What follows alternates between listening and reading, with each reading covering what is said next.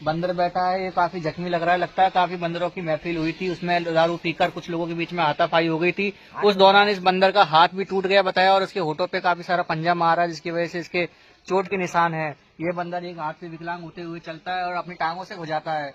अब ये अपना जीवन आगे तक गुजारता एक हाथ से रहेगा, पर इसको अपने आप पर पूरा भरोसा है। लंबी लंबी छलांगे बरकरार है इसकी, और खाना पीना चल रहा है। डाइट इसकी आई है, लेगा बदले की आग आज भरी जाएगी।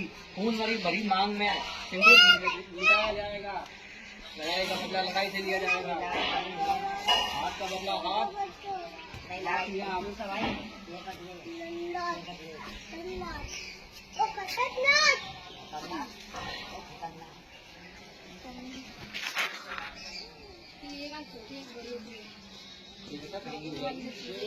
खतरनाक है, खतरनाक है।